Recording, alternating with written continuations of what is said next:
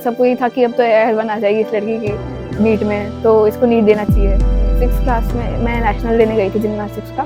College life थोड़ी chill चाहिए, ऐसा नहीं कि मैं 10 साल और पढ़ती रही, मुझे थोड़े जल्दी पैसे कमाने हैं, तो इसलिए मैंने इंजीनियरिंग की फील्ड ले ली। टाइम पे मेरे कॉम्पिटिटर्स थे, तो मोस्टली लड़के थे, वो सारे इंजीनियरिंग में जा रहे थे और जनरली लड़कियां मेडिकल में जाती हैं। तो मैंने सोचा मुझे स्टीरियोटाइप तोड़ना पड़ेगा, मुझे AIR 1 लानी है। उस टाइम मैंने ये सोचा था जेई में, थोड़ी एडिक्शन सॉर्ट ऑफ लगा ली थी, and that was episodes Yashomati मैया के Nandlala. I don't know why मैंने क्लिक कर लिया वो एपिसोड। जेई मींस की परसेंटाइल 99.8 थी कुछ। मॉक टेस्ट बहुत ज़्यादा इंपॉर्टेंट है इसलिए इस जर्नी में। ये बहुत ही ज़्यादा बड़ी विश है कि कोई लड़की ऐसी हो जो मेरी जूनियर हो और वो AIR 1 लेके आई जेई एडवांस में। मैं नहीं कर पाई तो कोई तो करेगा।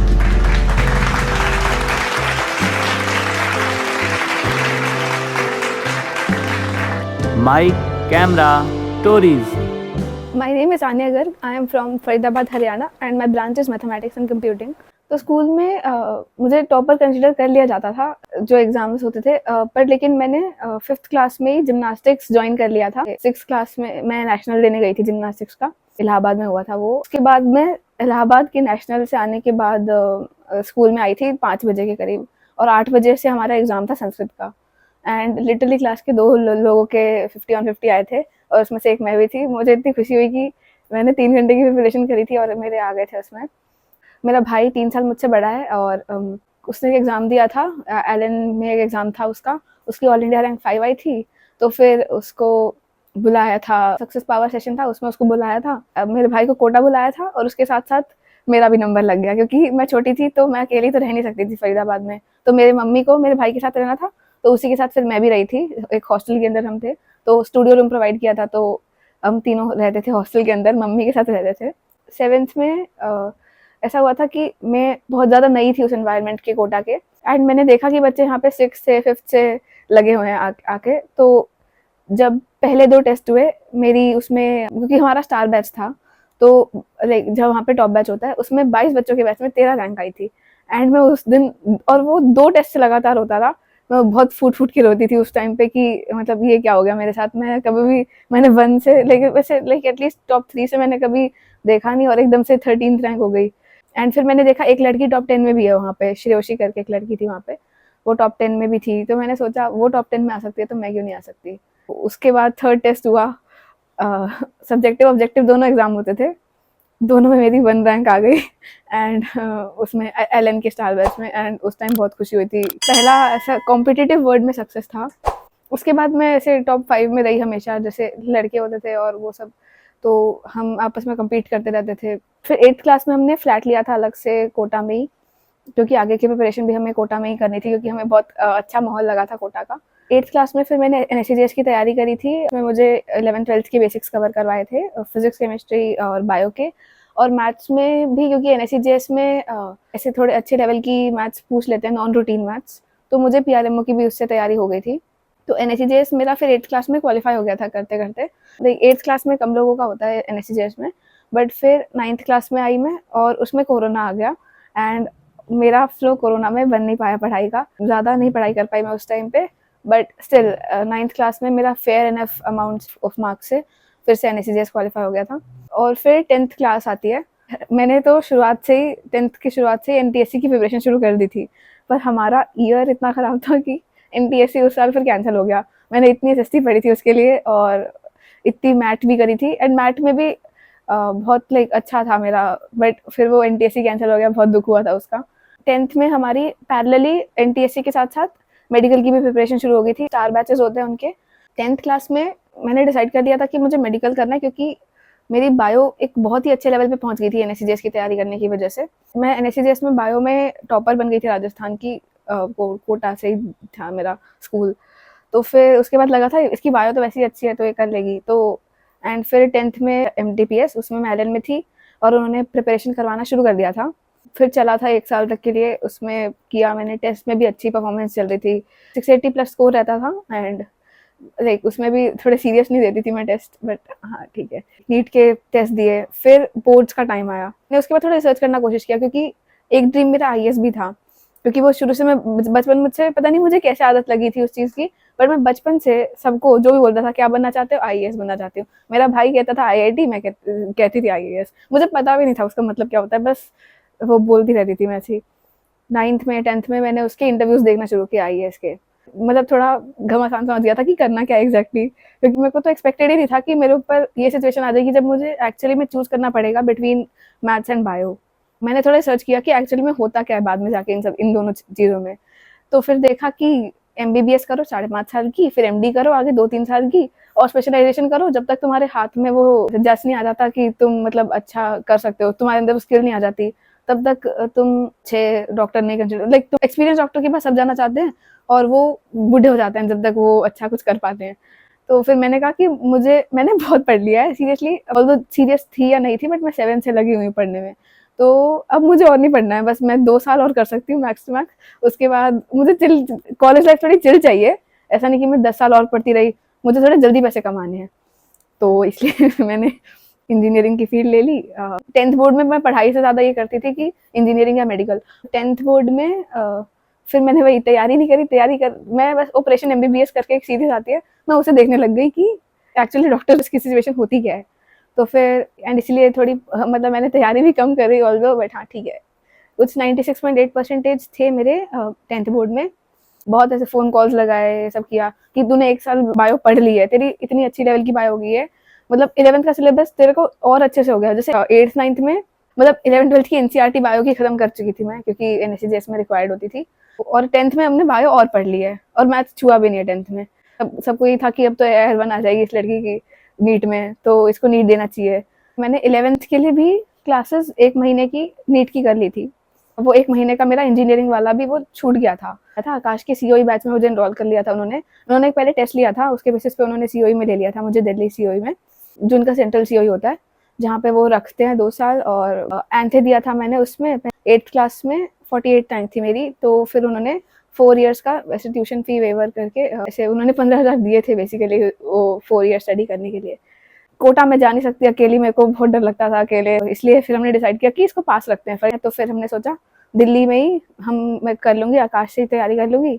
टाइम पे जस्ट कोरोना की सिचुएशन खत्म हो रही थी, तो फिर हम ऑफलाइन अब हमें जाना था। तो 10th से 11th की ट्रांजिशन में अब ऐसा था कि मुझे बायो से इतना प्यार हो गया था कि बायो नहीं छोड़नी है। एंड अब मैंने 11th 12th की बायो कवर कर ली है, तो ये था कि अब बायो भी ले लेते हैं, क्योंकि इसमें मुझे मेहनत नहीं करनी पड़ेगी। फिजिकल एजुकेशन मुझे था कि मैं ऑब्वियसली स्प्रिंट अच्छी मार लूँगी, मैं जिमनास्टिक्स किया है ऑलरेडी, फिजिकल एजुकेशन भी लेना था। फिर कंप्यूटर साइंस भी लेने का मन था, लाइक कि कंप्यूटर साइंस का आजकल माहौल चल रहा है, तो कंप्यूटर साइंस भी ले लेते हैं। तीनों में भी मेरी ज़िंदगी में हमेशा कन्फ्यूजन रही है, पहले बायो और मैथ्स में कौन सा लो, एक्सेप्शनल सब्जेक्ट में भी कौन सा लो, बायो लोगे कि फिजिकल एजुकेशन लोगे या फिर कंप्यूटर साइंस। बट फिर अल्टीमेटली बायो मैंने सोचा था कि इसमें मेहनत नहीं करनी पड़ेगी क्योंकि ऑलरेडी कर रखी है, तो फिर बायो ले लिया था 10th से 11th में जाते हुए। फिर मैं दिल्ली जब गई वहाँ पे, उसके बाद मैंने फिर स्विच कर लिया, इंजीनियरिंग कर लिया।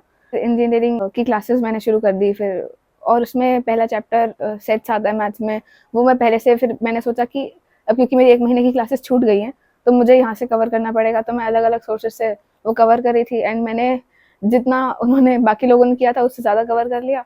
रैंक ठीक आ गई थी मेरी ऐसे पहले टेस्ट में। तो कुछ 102 बच्चे होते हैं उनके उसमें स्टार बैच में, आकाश में कि सीओई सेंटर ऑफ एक्सीलेंस में, एंड उसमें कुछ 27th रैंक आई थी उस टाइम मेरी। उस टाइम मुझे लगा कि ये फिर से क्या हो गया, बट वो रैंक मुझे आज लगता है कि वो काफ़ी बेटर रैंक थी एज़ कम्पेयर टू आगे वाली रैंक्स। फिर क्या हुआ धीरे-धीरे, मतलब मैंने उस चीज़ का बहुत स्ट्रेस ले लिया कि मतलब मैंने नीट छोड़ के गलती तो नहीं कर दी। मैंने उस टाइम ये सोचा था कि नीट मैं इसलिए दूँगी क्योंकि मेरी अच्छी रैंक आ जाए। मेरे को अच्छी रैंक नहीं, मुझे एक अच्छा करियर चाहिए कि आगे मुझे ना पढ़ना पड़े, तो इसलिए मेरे को अच्छी रैंक छोड़नी पड़ेगी, क्योंकि मुझे पता था कि इंजीनियरिंग में बहुत कॉम्पिटिशन होगा, बहुत अच्छे-अच्छे लोग आएँगे और लड़के सारे जनरली इंजीनियरिंग में जाते हैं। जो मेरे साथ के आईजेएसओ के टाइम पे मेरे कॉम्पिटिटर्स थे, वो मोस्टली लड़के थे और वो सारे इंजीनियरिंग में जा रहे थे, और जनरली लड़कियाँ मेडिकल में जाती हैं। तो मैंने सोचा मुझे स्टीरियोटाइप तोड़ना पड़ेगा, मुझे AIR 1 लानी है, उस टाइम मैंने ये सोचा था जेईई में।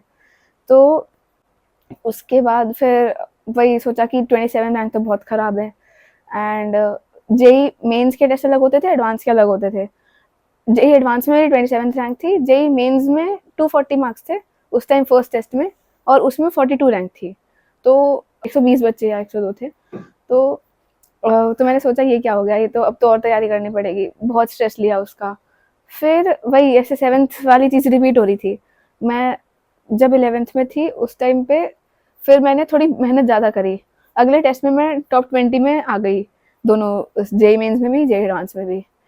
और उसके बाद वही 1-2 टेस्ट अच्छे गए ऐसे कर करके 11th में। फिर मैंने चीज़ों को बहुत लाइटली ले लिया। फिर मैंने फॉर ग्रांटेड ले लिया चीज़ों को, कि मैंने सोचा कि अब तो वैसे ही चलने वाला है 7th की तरह, एकदम पैटर्न ही रिपीट हो रहा है। फिर मैंने बहुत ऐसे लाइट लेना शुरू किया।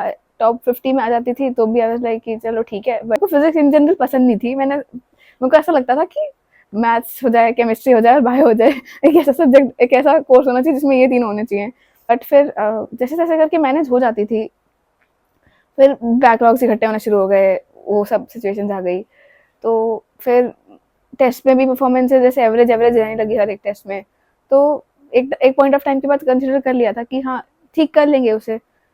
11th में एक बड़ा सा सेटबैक लगा था मेरे को, मतलब जो मैं ज़िंदगी का ऑलमोस्ट सबसे बड़ा सेटबैक कंसिडर करती हूँ मैं अपना, वो ये था कि बिना तैयारी के हम गए थे सब पीआरएमओ के एग्ज़ाम के लिए। पीआरएमओ 12 तक होता है। तो उसमें हमेशा ऐसा होता है कि लड़कियों को 2 नंबर की कम की कट ऑफ लगती है हमेशा लड़कों से। ऐसे मेरा स्कोर 28 था एंड कट ऑफ 30 गई। एंड वो ओवरऑल कट ऑफ निकाल दी उन्होंने इस बार पूरे सालों की। नॉर्मली ऐसा होता है कि लड़कों की अगर 30 जा रही है तो लड़कियों की 28 जाती है। एंड मैं तो वैसे भी दिल्ली से थी, तो बट लाइक स्टिल दिल्ली की कट ऑफ अगर 30 होती तो 28 पे मेरा सिलेक्शन हो जाता। एंड मेरे एक्चुअली में 33 आ रहे थे। एंड आकाश की आंसर की के हिसाब से 5 नंबर का एक क्वेश्चन एक्चुअल आंसर की में गलत हो गया। तो फिर मुझे पता चला कि मेरे 28 हैं एंड उससे मेरा सिलेक्शन नहीं हुआ।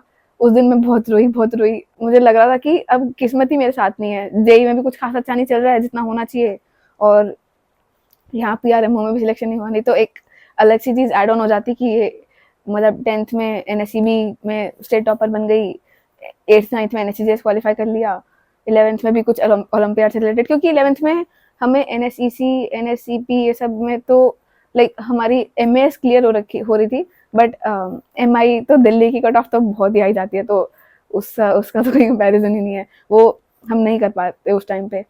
तो एमआई जाती है क्योंकि दिल्ली की कट ऑफ जनरली, और मैं दिल्ली में थी। फिर 12th में सोचा था कि स्टार्टिंग से अच्छा करेंगे, पर फिर उसमें बैकलॉग इकट्ठा होना शुरू हो गया उसका भी। एंड फिर भी परफॉर्मेंस एवरेज एवरेज जा रही थी। 12th के स्टार्टिंग में परफॉर्मेंस ख़राब हो गई थी। फिर धीरे धीरे करके मैंने इम्प्रूव करने की कोशिश करी और वापस वही टॉप 50 के अंदर ही लेकिन आने लगी।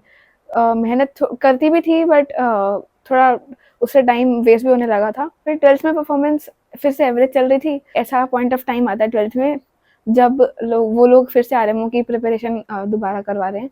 तो उसमें उन्होंने 6 दिन की छुट्टियां दी। उस दिन वो एक्सपेक्ट वो कर रहे थे कि तुम्हारा जो बैकलॉग है वो तुम कंप्लीट कर लोगे। बट आई गेस मैं बहुत ज़्यादा थक चुकी थी उस पॉइंट ऑफ टाइम के बाद, कि मतलब थोड़ा बस ये लग रहा था कि अब बहुत हो गया मेरा। तो फिर उस टाइम पे मैंने थोड़ा अजीब साइड ले लिया एंड मैंने यूट्यूब पे बस ऐसे रैंडम वैसे होता है ना, नॉर्मली यूट्यूब शॉर्ट्स खोलते हो, कभी शॉर्ट्स देख लेते हो, वो तो मेरा चलता रहता था। वो टाइम वेस्ट तो होता ही रहता था दिन में। मतलब ऐसे शॉर्ट्स देख लिए, वो सब कर लिया, 1 घंटा 2 घंटा 3 घंटा, वो ठीक है। पर वो एक अलग ही टाइम था जिस टाइम मैंने एक चीज़ की थोड़ी एडिक्शन सॉर्ट ऑफ लगा ली थी, एंड दैट वाज एपिसोड्स। तो ऐसे यशोमती मैया के नंद लाला, आई डोंट नो व्हाई मैंने क्लिक कर लिया वो एपिसोड। क्योंकि मैं ऐसे 8th क्लास में ऑलरेडी मैं विघ्नहर्ता गणेश नाम के एपिसोड, मुझे पता नहीं स्पिरिचुअल एपिसोड बहुत पसंद आते हैं।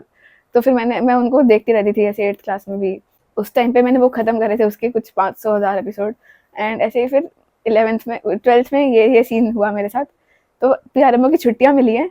उस टाइम बस एक टेस्ट मैं पर डे देती थी केमिस्ट्री के क्वालिटेटिव एनालिसिस का, जो सर ने मैंडेटरी कर रखा था एज अ होमवर्क। उसके लिए बस मैं जेडीली पढ़ती थी। बाकी पूरा टाइम मैं पूरा दिन बीत जाता था।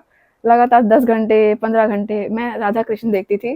एंड मैंने लिटरली रिकॉर्ड सेट कर दिया 1000 एपिसोड्स तब उन दिनों देख के। Literally 1000, the amount of episodes you can imagine, कि 15 मिनट के एपिसोड से हर एक एपिसोड, और मैंने वो 1000 एपिसोड देख डाले उन दिनों। उसके बाद वो ख़त्म हो गए, छुट्टियाँ भी ख़त्म हो गई, क्लासेस शुरू हुई, वही बैकलॉग का सीन तो चल ही रहा है। जो लोग अच्छा कर रहे हैं वो थोड़ा और पढ़ के आ गए, वो और अच्छा कर रहे हैं, हम थोड़ा और नीचे हो गए।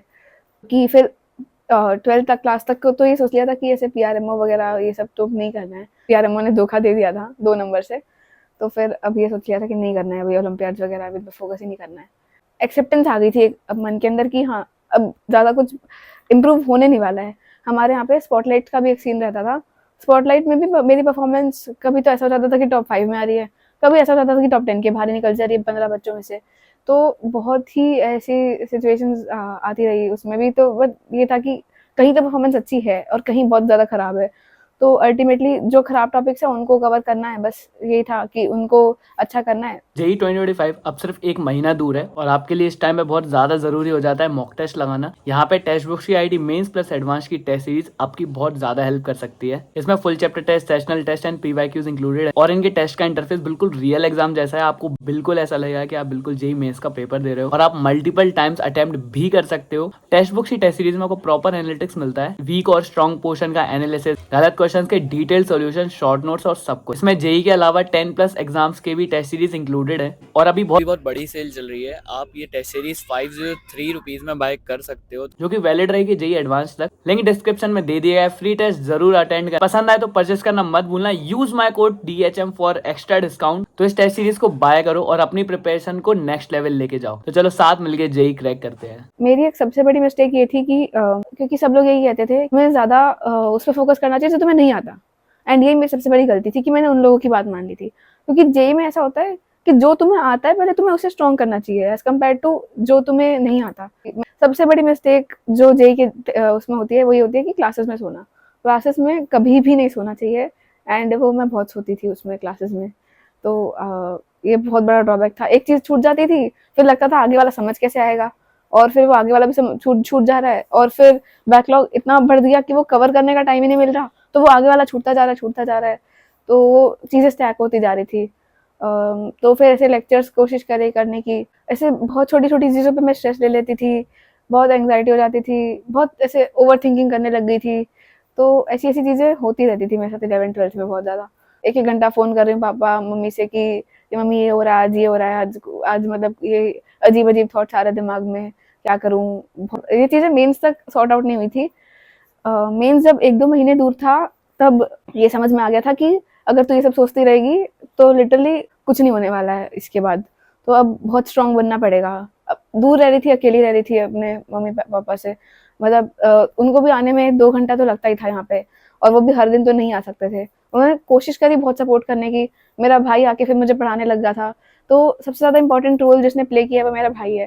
पहले भाई की वजह से मैंने अर्ली स्टार्ट किया, फिर भाई की वजह से मतलब वो जो नॉलेज गेन करी, भाई मुझे पढ़ाता था मोस्ट ऑफ द चीज़ें। क्योंकि I don't know why but teachers बहुत कम सपोर्टिव थे इसमें जेईई जर्नी में। उनको ये था कि परफॉर्मेंस अच्छी आ रही है वो सपोर्ट करेंगे, परफॉर्मेंस थोड़ी भी डाउन आ रही है तो उनको मतलब नहीं है कि तुम क्या कर रहे हो। जिसकी परफॉर्मेंस अच्छी आ रही है वो उन्हीं के ऊपर ध्यान देते थे। दोस्त भी मेरे उतने सही नहीं बन पाए थे। जेईई जर्नी में मैं काफ़ी अकेली पड़ गई थी। तो उस टाइम मेरा एक ओनली एंड ओनली सपोर्ट था भाई। हम लड़कियां 3 थी और लड़के 10 थे। हमारे टोटल 13 बच्चों का बैच था, क्योंकि वो कम रखते हैं स्टार बैचेस में। तो लाइक मैं कोई डाउट पूछती थी तो लोग हंसने लग जाते थे। एंड स्पेशली लड़कियां बहुत ज़्यादा जेलस थी, क्योंकि मैं शुरुआत से लड़कियों में तो लाइक ऑलमोस्ट रैंक 1 थी मोस्ट ऑफ द टाइम्स। तो फिर बहुत ही ज़्यादा उन्होंने डिग्रेड करने की कोशिश करी। मेरे को हमेशा ग्रुप से एक्सक्लूड कर रहे थे वो लोग, लड़कियां। तो लड़कियों से वैसे भी मैं डाउट्स नहीं पूछ पाती थी, या तो उन्हें नहीं आ रहे होते थे या फिर वो कहते थे कि हमें नहीं आता, मतलब वो नहीं बताते थे बेसिकली डाउट्स। लड़कों से मुझे पूछना रहता था। वो भी ऐसा था थोड़ा परफॉर्मेंस के बेसिस पे, वो थोड़ा अच्छा परफॉर्म कर रहे हैं, लड़कियां सब खराब परफॉर्म कर रही हैं, तो उन्हें लड़कियों से मतलब ही नहीं है। तो अगर हम डाउट उनसे पूछते थे तो कुछ लोग डाउट बता देते थे। जैसे यहाँ पे ही मतलब जो एक मेरे को सपोर्ट करता था, एक उसमें से एक IIT रुड़की में ही है अभी DSEI में। कुछ लोग डाउट बताते थे और उसमें भी लोग हंसते थे, मुझ पर भी हंसते थे। तो वो चीज़ मुझसे तो कोप अप नहीं हो पाती थी। मैं बस रोने लग जाती थी कि ये लोग मेरे डाउट पे हंस रहे हैं। एंड टीचर भी फिर उनको हंसा देख के दे आर लाइक कि ये तो बहुत बकवास डाउट है। लाइक ऐसा होता है ना कि टीचर्स तो फिर भी बताते हैं डाउट, कोई हंस रहा है नहीं हंस रहा। बट मेरे केस में एक तो वो 3 टीचर पूरा साल, केमिस्ट्री के भी एक ही वही टीचर रिपीट हो रहे हैं, ऑर्गेनिक भी वही पढ़ा रहे हैं, इनऑर्गेनिक भी वही पढ़ा रहे हैं, क्योंकि टीचर्स कम थे वहाँ पे। क्योंकि आकाश जेईई के लिए उतना ज़्यादा वो नहीं है, मतलब मोर ऑफ मेडिकल इंस्टीट्यूट है वो। तो उतने ज़्यादा टीचर्स नहीं मिले। टीचर्स कभी बीमार पड़ गए तो उस टाइम वो ऐसे टीचर्स को ले आते थे जिसमें पूरी क्लास हंस रही होती थी कि ये क्या ही पढ़ा रहे हैं। किसी भी बैच के टीचर को उठा के वो हमारे पास ले आते थे। ऑल्दो वो कहने को स्टार बैच था, बट फिर ये समझ में आ गया था कि फिर बाकी बैचेस में तो और ज़्यादा कुछ और कंडीशन खराब होगी जब हमारा ही स्टार बैच ही ऐसा चल रहा है आकाश में। कभी कभार मैं इसीलिए यही ब्लेम कर देती हूँ, अगर मैं कोटा चली जाती तो मेरी परफॉर्मेंस जिससे भी ज़्यादा बेटर हो सकती थी, क्योंकि मेरा कैलिबर वही था। मेरा ही एक दोस्त है, वो IIT बॉम्बे CSE में इस टाइम आई है, उसकी टॉप 50 में आई है, एंड वो और मैं हमेशा कंपटीशन में रहते थे, रैंक 1 रैंक 2 हमेशा। तो आई वाज लाइक मेरा कैलिबर वो टाइप का था। कोटा चली जाती तो वो ज़्यादा बेटर होता। एंड मेरे को, मैं इतना डर कैसे गई, जब जो होते हैं केसेस होते हैं कोटा में, वो तो वो टाइप के बच्चे करते हैं जो लाइक उस चीज़ को कोप अप नहीं कर पाते, लेकिन मुझे पता था कि मैं कर सकती हूँ। बट स्टिल वो पेरेंट्स भी डरे हुए थे उस चीज़ से और मैं भी डरी हुई थी, तो फिर हम कोटा सोचा कि नहीं जाना है। तैयारी, प्रॉपर तैयारी शुरू करी वो थी जेईई मेन से 1-2 महीने पहले। दैट वाज फेज की मैं कह सकती हूँ कि हाँ, मैंने प्रॉपरली जेईई के लिए फोकस किया थोड़ा। उसके बाद उसके आसपास मैंने कुछ नहीं सोचा। ओवर थिंकिंग गई भाड़ में, कुछ और चीज़ गई भाड़ में, क्योंकि लाइक अगर मैंने ये नहीं किया तो फिर कुछ हो ही नहीं पाएगा मुझसे, मतलब फिर कुछ ऑप्शन ही नहीं रह जाएगा मेरे पास। नीट की भी तैयारी नहीं करी है एंड फिर जेईई भी अब हो जा रहा है, तो फिर अब तो ये था कि अब करना ही पड़ेगा। तो जेईई मेंस के 1-2 महीने पहले जेईई मेंस का थोड़ा ऐसे सिलेबस जितना भी था, एनसीईआरटी मैंने पूरी पढ़ी थी। जैसे मैंने बताया 11th में भी एनसीईआरटी पढ़ के गई थी मैं स्कूल के एग्जाम्स के लिए, और वो बेनिफिशियल भी हुआ। तो स्कूल के एग्जाम्स को अच्छे से करना मेरे लिए एक प्लस पॉइंट था, क्योंकि मैं वो कैसे केमिस्ट्री की तो एनसीईआरटी कर ही लेते हैं मोस्टली लोग, बट मैंने केमिस्ट्री फिजिक्स मैथ्स तीनों की एनसीईआरटी ऐसे लाइन बाय लाइन पढ़ डाली उसमें स्कूल के एग्जाम्स के लिए। और फिर ऐसे ही एनसीईआरटी से काफ़ी बेनिफिट मिलता था, लाइक हर समय कुछ नई चीज़ जानने को मिलती थी जो कहीं नहीं पता चलती थी। उसके इम्पैक्ट क्वेश्चंस पे भी दिखता था। तो और उससे ही बेसिकली एनसीईआरटी को कवर करने के चक्कर में ही मेरे जो बैकलॉग वाले टॉपिक्स थे, जो टॉपिक छूट गए थे मेरे, वो भी कवर हो गए थे उसकी वजह से। बस उसके बाद नोट्स पढ़े और वो सॉर्ट आउट हो जाते थे। ऐसे मॉक टेस्ट पेपर्स आते हैं एंड प्रीवियस ईयर के मॉक टेस्ट पेपर ऐसे जो अलग अलग सेट्स होते हैं, अलग अलग ऐसे इतने 8 सेट्स होते हैं, हर सेट में 5-6 ईयर्स मॉक टेस्ट निकलवाए एंड उन सबको सॉल्व करना शुरू कर दिया। सॉल्यूशंस अवेलेबल थे, तो मेरे भाई ने लिटरली इसमें इतनी हेल्प करी है कि शुरुआत से 12th की शुरुआत से तो जो बहुत ही डाउन चली गई थी परफॉर्मेंस, वो मेरे भाई ने बैठ के मेरे टॉपिक्स कवर करवाए। मेरा भाई कॉलेज में DTU में ही था, दिल्ली में ही, 4th ईयर में है वो मेरा भाई। वो आ जाता था मेरे हॉस्टल में, कॉमन डिस्कशन रूम होता है, वहाँ पे बैठ के वो मेरे को लिटरली हर एक चीज़, उसने अपने खुद के जो उसके मॉड्यूल थे, वो उसने न्यूक्लियस एजुकेशन से पढ़ाई करी थी। अभी वो इंस्टीट्यूट बंद हो गया है, बट उसने उससे तैयारी करी थी। तो उसके जो भी मॉड्यूल्स थे वो मेरे लेके आता था, और उसमें से वो मुझे कहता था तू ये कर, उसके बाद तू ये कर, और उनमें को जहाँ भी डाउट होता था वो सॉल्व करता था। पूरा दिन वो मेरे पास बैठा रहता था उस चीज़ के लिए। एंड वो चीज़ मुझे इतनी अच्छी लगती है कि और ऐसा बहुत दिनों आया मेरे पास, जब कोई टॉपिक में मेरे को डाउट आती थी वो आ जाता था मेरे पास। तो उस वजह से मेरे कम से कम टॉपिक कवर हो गए, जो कि पूरे बैकलॉग चल रहा था 12th में। तो मेरे भाई ने उस टाइम मुझे पढ़ाया, क्योंकि टीचर्स का मुझे समझ नहीं आ रहा था, क्योंकि टीचर्स आगे बढ़ते जा रहे थे, उनमें बिल्कुल भी मतलब नहीं था कि हम क्या कर रहे हैं। उन्हें लड़कियों पे ध्यान ही नहीं था। दे वर लाइक, मतलब थोड़ा मेरे को ऐसा लगता था कि उनके मन में स्टीरियोटाइप बैठ गया कि लड़कियां नहीं कर सकती हैं। मैं शुरू से ऐसी रही हूँ कि लड़कों से कहीं भी कम नहीं रहना है, जहाँ भी हो। इंजीनियरिंग मैंने इसलिए लिया कि मेरे को प्रूव करके दिखाना था कि मैं लड़कों से कम नहीं हूँ। जेईई मेंस के वो पेपर मैंने सॉल्व करे, उनमें परफॉर्मेंस मेरी ऑन एन एवरेज आ रही थी, बट 200 नंबर आ रहे थे। And we were like 200 out of 300 पे कैसे बात बनेगी, बहुत ही ज़्यादा खराब परफॉर्मेंस है वो। तो 200 आउट ऑफ 300 आ रहे थे मेरे। तो पेरेंट्स को भी टेंशन हो गई, भाई को भी टेंशन हो गई, क्योंकि भाई ने ही सजेस्ट किया था कि तू ये करेगी तो तेरा बेनिफिट हो सकता है। एरर करेक्शन करी, वो सब करी, धीरे धीरे करके स्कोर इम्प्रूव होने लगा। मॉक टेस्ट बहुत ज़्यादा इंपॉर्टेंट है इसलिए इस जर्नी में। मॉक टेस्ट से ही बहुत ज़्यादा बात बनी मेरी इस जेईई मेंस के करते करते। हमारे वो लोग भी टेस्ट ले रहे थे, उसमें भी ऐसे ही स्कोर आ रहा था, 200 स्कोर आ रहा था वो, लेकिन वो थे थोड़े मुश्किल टेस्ट, उसमें सबका ऐसा स्कोर आ रहा था। तो लाइक ठीक है, मतलब उसमें स्कोर बुरा नहीं है, बट फिर सोचा कि प्रीवियस ईयर करके देखते हैं। प्रीवियस ईयर में भी स्कोर खराब आ रहा था, क्योंकि या तो मैं घर पे बैठ के चीज़ों को लाइटली ले रही थी, नहीं तो मैं टाइम कम ले रही थी टेस्ट में, कि आई वाज लाइक चलो कर लो चेक, मेरे को रिवीजन नहीं करना। पता चले कि इंपॉर्टेंस है, रिवीजन करना चाहिए एग्जाम का। ऐसे करते करते परफॉर्मेंस इंप्रूव हुई। फाइनली जेईई मेंस का पहला अटेम्प्ट हुआ, मॉडरेट लेवल था, तो मेरे उसमें 230 नंबर आए थे। एंड मैंने बहुत सारी मिस्टेक्स कर दी थी उसमें भी। टीचर्स ने उसके बाद थोड़ा अप्रिशिएट करना शुरू किया कि बच्ची करने वाली है, अच्छा कर सकती है। जिन लड़कों को उन्होंने सपोर्ट किया उन लोगों के 200 नंबर आए, किसी के 210 आए, और कुछ ने अच्छा भी किया, कुछ के 270 के करीब भी आए। तो बट ये था कि मेरे अच्छा एज़ कम्पेयर टू काफ़ी लोग बहुत अच्छा स्कोर था। दूसरे शिफ्ट के लिए बस पेपर सॉल्व करे थे, कुछ अलग सेट ऑफ पेपर्स उसके लिए भी सॉल्व करे थे, बट थोड़ा कम उसको लिया था। एंड ये बेटर चीज़ थी क्योंकि मेरा दूसरे वाले शिफ्ट में फिर 250 मार्क्स आए थे। उसमें मेरे 250 मार्क्स आए थे एंड फिर मेरी जेईई मेंस की परसेंटाइल 99.8 थी कुछ। मैंने बहुत सिली मिस्टेक कर दी थी second shift of JEE mains में भी, but still we were like एक रिस्पेक्टेबल स्कोर आ गया है 250। तो फिर वी वर लाइक अब एडवांस में फोकस करेंगे। लेकिन एक महीना ही बचा था एंड फिर जितना मैक्सिमम हो सकता था प्रीवियस ईयर के पेपर्स ही लगा रहे थे। मेरे भाई के जो उसके जो इंस्टीट्यूट के पेपर्स थे वो लगा रही थी मैं, और यहाँ के अपने खुद के पेपर भी दे रही थी। एंड जैसा मेरा मॉक टेस्ट के अंदर स्कोर आ रहा था वैसा मेरा एक्चुअल स्कोर आ गया था। ऑल्दो मैंने एक्सपेक्ट करके चला था कि मेरी परफॉर्मेंस एक अच्छे लेवल पे पहुंच गई है, मैंने बहुत सारे टेस्ट दिए हैं, बहुत सारे एरर करेक्शन करे हैं।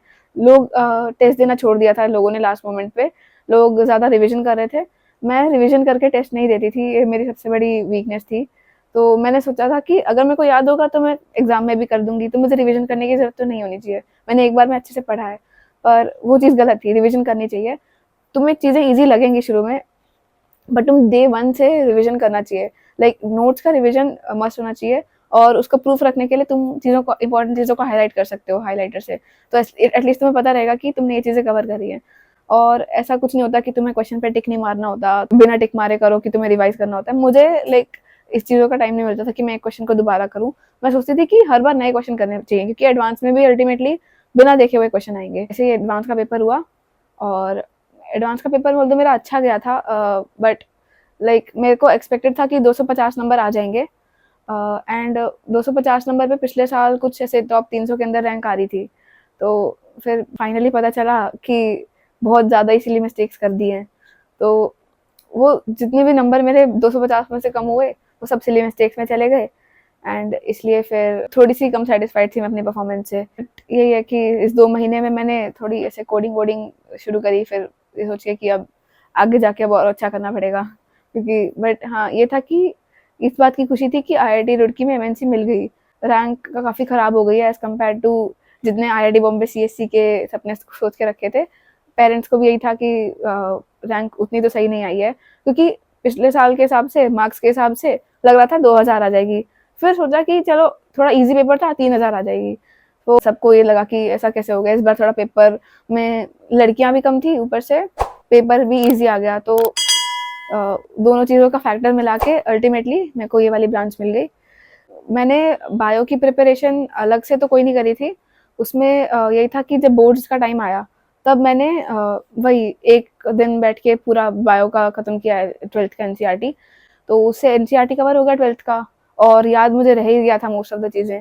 बोर्ड्स भी थोड़े एवरेज एवरेज से चले गए, एंड फिर वही थोड़ी एमएनसी ब्रांच मिलने के बाद ये था कि हाँ चलो डिसेंट सी ब्रांच मिल गई है, डिसेंट सा कॉलेज मिल गया है। काउंसलिंग करते करते भी हमें काफ़ी टाइम लगा, हमने बहुत सोचा समझा कि क्या क्या पॉसिबिलिटी है। एनआईटी में तो नहीं लेना था क्योंकि फिर आईआईटी मिल रही है, तो एनआईटी का कोई ऑप्शन छोड़ना नहीं था। बट वही मेंस के बाद ये था कि हम सेफ साइड पे पहुंच गए थे कि मतलब एनआईटी भी ऑप्शन में खुल गई है, पर फिर जब आईआईटी मिल गई थी तो फिर उसकी कोई टेंशन नहीं थी। मेरा वो ओवर थिंकिंग का प्रोसेस जो था वो, मतलब मैं ओवर थिंक थोड़ा ज़्यादा करती थी, बट कॉलेज में आने के बाद लाइफ इतनी चिल हो गई कि मैं सब चीज़ें भूल गई। मतलब इतनी अच्छी लाइफ हो गई कॉलेज में आने के बाद। ये जो मैंने जो 1-2 महीने जो बिताए कॉलेज में, अभी तक टोटल 3 महीने हो गए, बट जो स्टार्टिंग के 1-2 महीने थे वो काफ़ी ज़्यादा ओवरवेलमिंग थे। मतलब उसमें बहुत ज़्यादा मज़ा आया। मैं लिटरली वो सब कर सकती थी जो मैं करना चाहती थी। मैंने बहुत सारी चीज़ें एक्सप्लोर करी, ट्रेजर हंट्स होते रहे, उसमें उसमें जीत गए, मज़ा आ रहा है। और ऐसे अलग-अलग चीज़ें होती रही, बहुत सारी चीज़ें देखने को मिली, बहुत अच्छा सुंदर सा कैंपस है।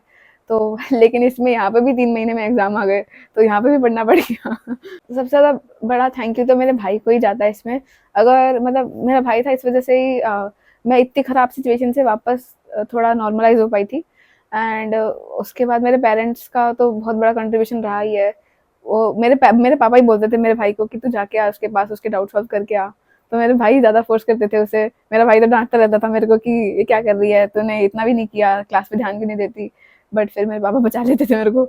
और वैसे मम्मी ऐसे मॉरल सपोर्ट करती थी चीज़ों में, मम्मी आ जाती थी। मैं थोड़ी मैसी लड़की हूँ, तो मैं रूम में मतलब मेरा वो रूम थोड़ा फैला रहता था, वो मेरी रूममेट का भी फैला रहता था, तो अपन दोनों ऐसे टाइप के ही थे। वो नीट की प्रिपरेशन कर रही थी, तो मेरी मम्मी आके मेरा रूम संगवा जाती थी, तो और मतलब मेरे कपड़े भी मेरी मम्मी धोती थी, तो मैं वो चीज़ तो बोलूँगी कि मम्मी को बार-बार आना पड़ता था, लेकिन वो आ जाते थे। तो मम्मी, पापा और भाई का बहुत सपोर्ट रहा है।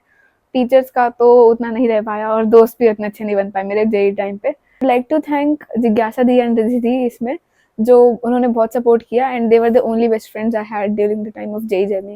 उन्होंने मुझे जो भी मेरे डाउट्स आते थे बहुत हेल्प की उन्होंने, जब मैं 11th में थी एंड फिर 12th में तो हम ही सीनियर बन गए थे, तो क्योंकि वो अपने-अपने रिस्पेक्टिव कॉलेजेस में चले गए थे और उन्होंने बहुत सपोर्ट किया मुझे। बट यहाँ आके फिर कॉलेज में इतना ओवरवेलमिंग एक्सपीरियंस है कि लिटरली अगर कोई तुझे प्रॉब्लम होती है तो पूरा हॉस्टल तेरे लिए खड़ा हो जाता है सीरियसली। मतलब आते जाते इतने सारे लोगों को हेलो बोलना, इतने अलग अलग लोगों से बात करना, यहाँ पे आके एकदम इतना भरा भरा कैंपस मिला, रील्स बनाना शुरू कर दिए उनको इंस्टाग्राम पे पोस्ट करना शुरू कर दिया, मतलब इंस्टाग्राम यहाँ पे इंस्टॉल कर दिया मैंने, और इतने सारे दोस्त बन गए, इतने सारे लोग जानने लग गए, तो बहुत अच्छा एक्सपीरियंस था ओवरऑल कॉलेज में। बट हाँ, अभी ईटी जो चल रहे हैं उसमें थोड़ी परफॉर्मेंस और अच्छी कर सकती थी, ऐसा मुझे लगता है। तो उस चीज़ का अभी थोड़ा है गम हल्का सा, बट वो भी जल्दी उभर जाएगा। उसके बाद हम ट्रिप पे भी हो आए, अभी देहरादून कल ही गए थे। तो ट्रिप का भी अलग ही एक्सपीरियंस होता है एंड पहली ट्रिप थी हमारी, मतलब गंगा किनारे में गई थी अपने एमएनसी के लोगों के साथ, बट सब लाइक दूर जाने की ये पहली ट्रिप थी। तो माई कैमरा स्टोरीज के प्लेटफॉर्म से मैं ये कहना चाहती हूँ कि सबसे बड़ी जो मेरी लर्निंग हमेशा रही है, जो उसने मुझे हमेशा पुश किया है, वो यही है कि एज अ गर्ल तुम कभी भी ये फील मत करो कि तुम लड़कों से कम हो। हमेशा तुम्हें यही मानना चाहिए कि तुम लड़कों से हमेशा आगे हो, एंड मैंने शुरू से यही माना है। अगर कुछ घर में डिस्क्रिमिनेशन भी होता था तो मैं यही करती थी कि नहीं, मेरे को भी वही सेम चीज़ करनी है जो उसने करी है। मेरे सारी हरकतें लड़कों वाली थी, तुम्हें बेसिकली अपने आप को लड़कों से कभी कम नहीं मानना चाहिए। तुम लाइक जो भी तुम चाहो वो तुम कर सकते हो। एंड आई होप कि ऐसे अगर लड़कियां मोटिवेट होंगी तो आगे चल के कोई ऐसी लड़की होगी जो AIR1 होप करेगी, जेईई एडवांस में अचीव भी करेगी। ये बहुत ही ज़्यादा बड़ी विश है कि कोई लड़की ऐसी हो जो मेरी जूनियर हो और वो AIR1 लेके आए जेईई एडवांस में। मैं नहीं कर पाई तो कोई तो करेगा।